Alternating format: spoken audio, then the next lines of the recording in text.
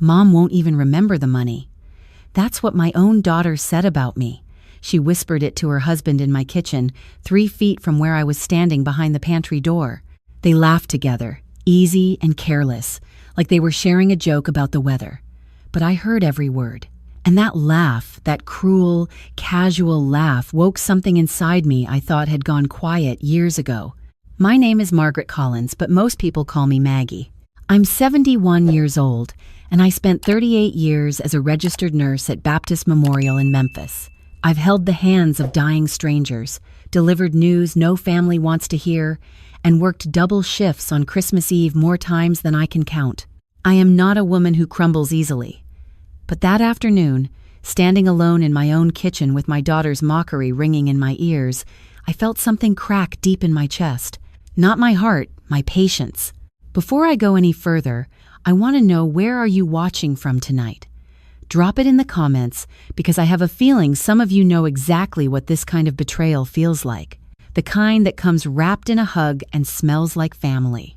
Let me take you back to where it started. My husband, Frank, passed 5 years ago. Pancreatic cancer, quick and merciless. One day he was fixing the porch railing, and 4 months later I was picking out a casket. After the funeral, I rattled around our old farmhouse outside Knoxville like a marble in a shoebox. 4 bedrooms, 2 acres, and not a single voice to fill any of it. That's when my daughter Lisa suggested I sell. "You don't need all this space, Mom," she said over the phone, her voice warm and practical. "Kevin and I have that guest cottage out back. You could live right here on our property. We'd be close. You'd never be alone." It sounded like love. It felt like rescue. So I said yes. The house sold for $212,000. Frank and I had paid it off 20 years earlier, so every cent was mine. Lisa offered to help manage the money. "Just until you get settled," she said. "I'll set up a high-yield savings account. You won't have to worry about a thing." I signed the papers she put in front of me. "Power of attorney," she called it. "Just a precaution," she explained, smiling. "In case you ever get sick and need someone to handle things quickly." I trusted her. She was my daughter, my only child, the little girl who used to braid my hair while I napped on Sunday afternoons. Why wouldn't I trust her? The guest cottage was small but clean. 1 bedroom, a kitchenette, a little porch with a view of the Smoky Mountains in the distance. I made it cozy, hung Frank's old clock on the wall, set his photo by the window, planted marigolds along the walkway. It wasn't home, exactly, but it was close enough. At first, everything was fine. Lisa came by most mornings with coffee.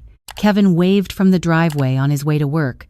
Their 2 kids, Aiden and Sophie, ran through my garden chasing butterflies.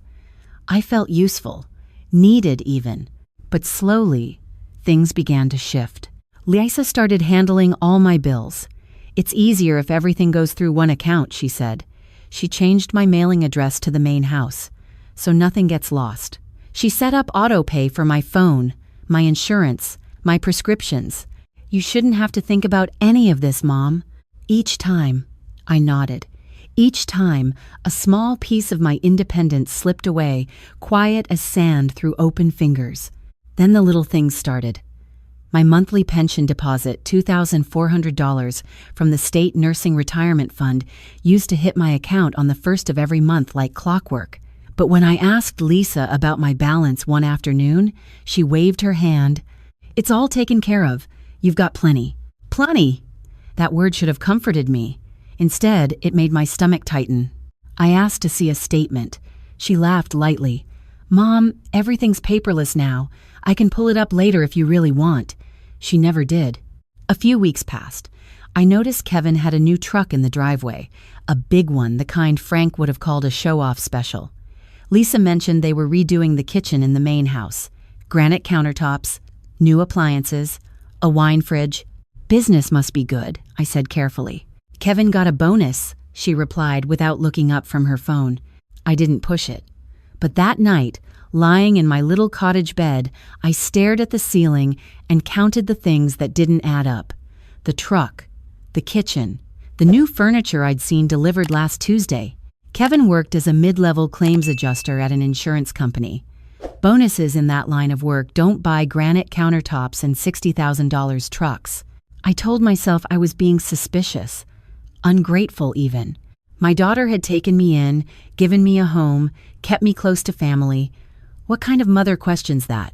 The kind who spent 38 years reading charts, catching errors, and knowing when something in front of her didn't match what she was being told. A Tuesday morning changed everything. Lisa had taken the kids to school, and Kevin had left early. I walked over to the main house to water her plants she'd asked me to while she was out. The back door was unlocked, and the kitchen still smelled like burnt toast and maple syrup. I was filling the watering can when I noticed a stack of mail on the counter. Most of it was junk, but one envelope caught my eye. It was from my bank addressed to Lisa Collins, with my account number printed in the corner. My hands went cold. I didn't open it. Not then, but I memorized the return address, and when I got back to my cottage, I sat at my little kitchen table and wrote it down in the notebook I keep by the phone. The notebook Lisa once called adorable, like I was a child playing office. That Thursday, I took a cab to the bank. I didn't tell anyone. I wore my good navy blouse, the one Frank always said made me look like I was about to win an argument. The branch manager was a young man named Marcus. Polite, patient. He pulled up my accounts and asked me to verify my identity. Then his face changed just slightly, a flicker around the eyes, the kind of shift I'd seen 1,000 times on doctors who were about to deliver bad news.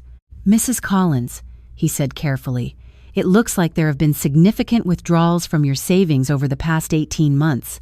"How significant?" I asked. He turned the screen toward me. The number at the top made my breath catch. $146 gone.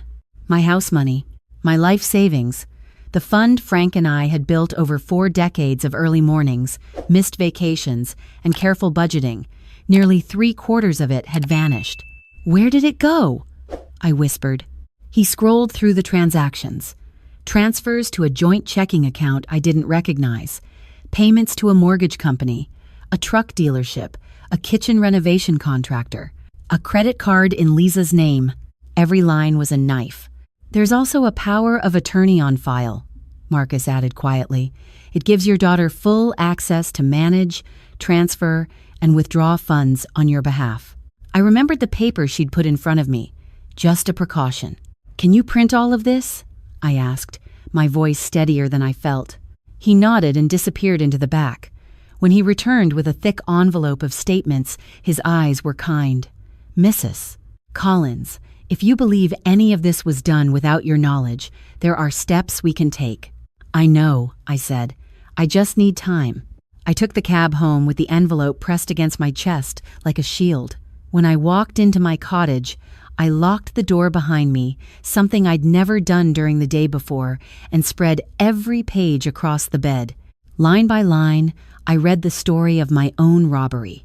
Lisa had been methodical.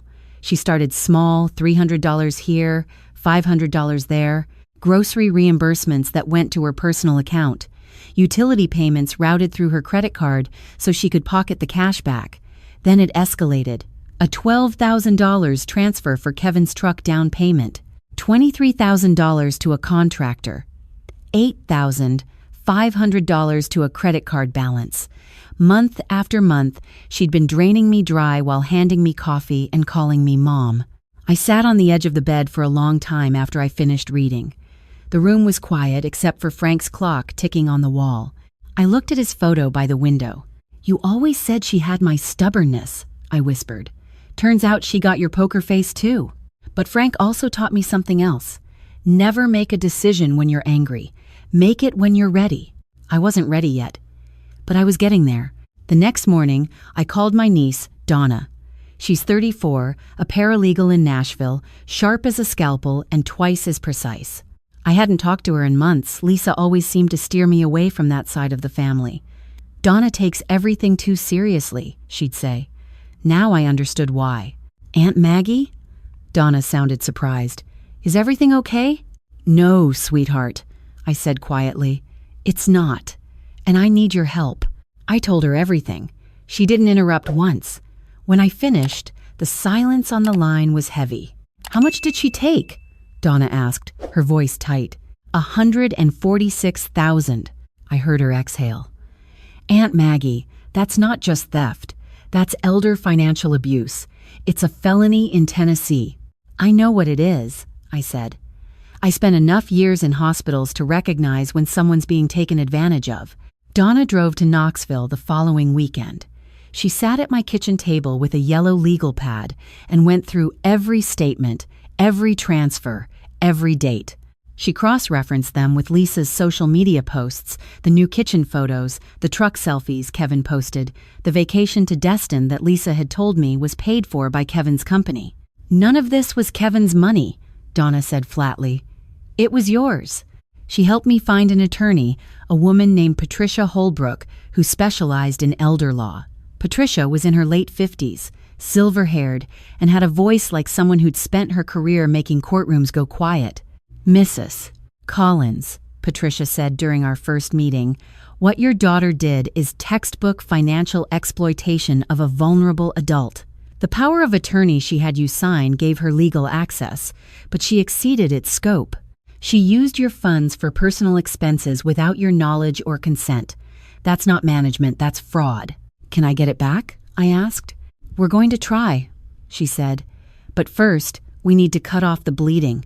That week, we moved fast. Patricia filed to revoke the power of attorney. She contacted the bank and initiated a formal fraud review. My pension was rerouted to a brand new account at a different bank, one with my name only.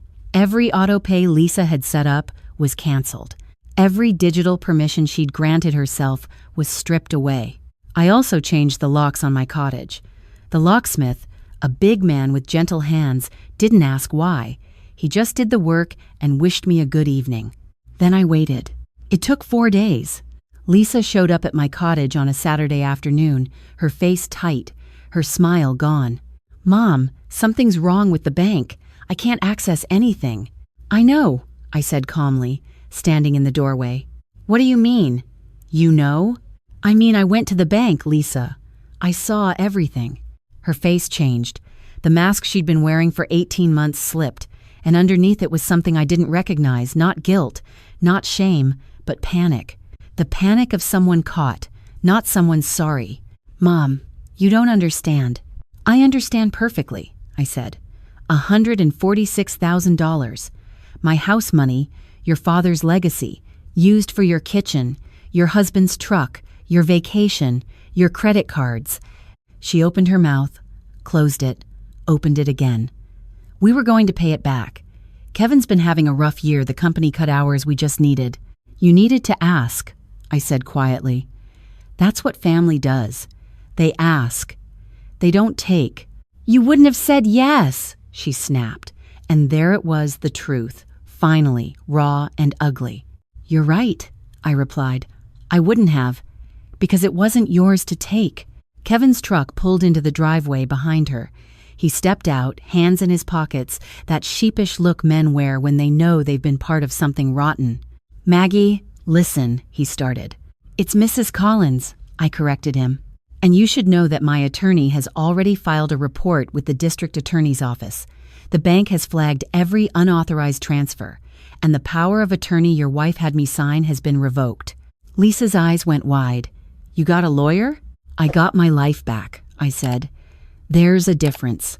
Kevin put his hand on Lisa's arm. Let's just go, he muttered. But Lisa wasn't done. Her eyes narrowed, and her voice dropped to something cold and mean, the same voice I'd heard through the pantry door all those months ago. You're going to regret this, Mom. You'll be all alone out here. No one's going to take care of you.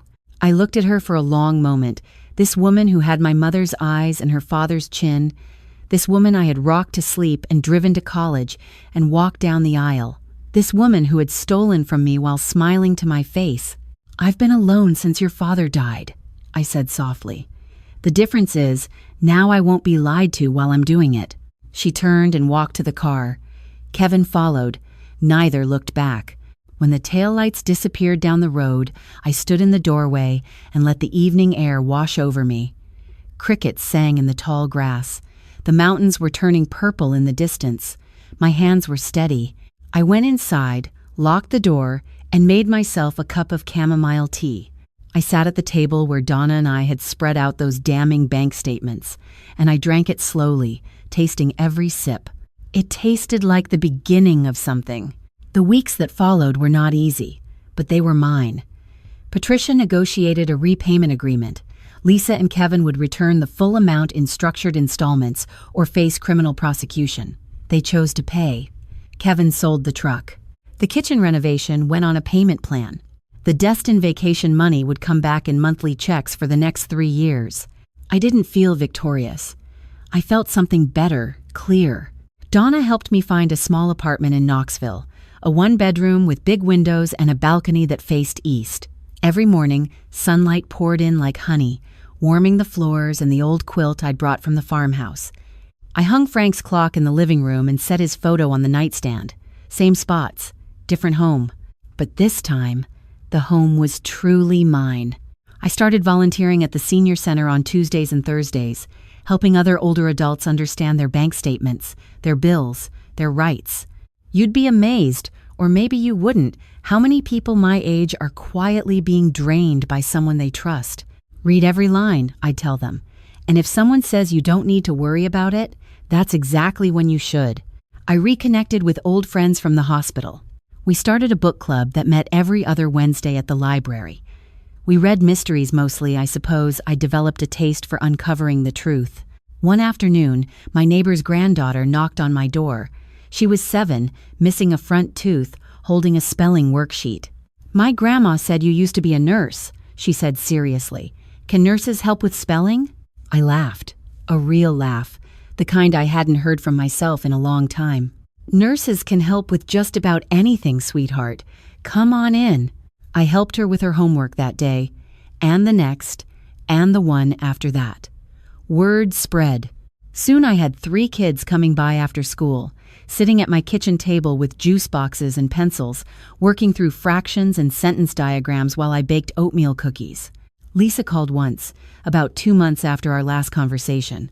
I almost didn't answer, but I did. Mom. Her voice was smaller than I remembered. "Yes?" A long pause. "I know sorry isn't enough." "You're right," I said. "It isn't." Another pause. "Can I come see you?" I thought about it. Not long, but carefully. "Not yet," I said. "When you're ready to come with clean hands and an honest mouth, you'll know where to find me, but not before." She didn't argue. She just said, "Okay." And we hung up. I don't know if she'll come.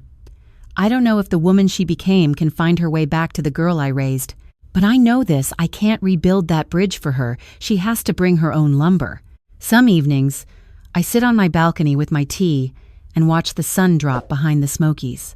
The sky turns gold, then rose, then that deep mountain blue that makes you feel like the world is tucking itself in for the night.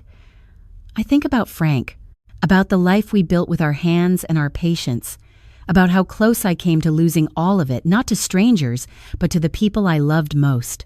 And I think about something Frank used to say whenever things got hard at the hospital, whenever I'd come home exhausted and doubting whether I'd made the right call. "Maggie," he'd say, pouring me a glass of wine and pulling out my chair, "you don't have to be loud to be strong. You just have to know what's worth fighting for." He was right. He was always right about the things that mattered.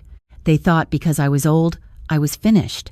They thought because I was kind, I was foolish. They thought because I trusted them, I'd never fight back. But here's what they didn't understand. I spent 38 years taking care of people who couldn't take care of themselves. I know how to protect a life, even when that life is my own. I set my teacup down and looked out at the fading light, the mountains dark and steady against the sky. A breeze came through, carrying the scent of pine and something sweet, maybe honeysuckle, maybe just the smell of evening in Tennessee. I smiled. Not the polite smile I used to wear around Lisa and Kevin, a real smile, the kind that comes when you've walked through fire and found yourself still standing on the other side. "Well, Frank," I said softly to the quiet air, "I think I finally took your advice." The clock ticked on the wall behind me, steady as a heartbeat. And for the first time in a very long time, I felt like every second belonged to me. If you stayed with me through this whole story, thank you. And if any of this sounds familiar, if someone in your life is handling your money a little too eagerly, smiling a little too sweetly, telling you not to worry, please worry. Check your statements. Ask the hard questions. Call someone you trust. Because the people who say don't worry about it are usually the ones you should be worried about most. Like, comment, and share this story with someone who needs to hear it. And if you want more stories like mine, click that subscribe button. This is Her Karma, and karma never forgets.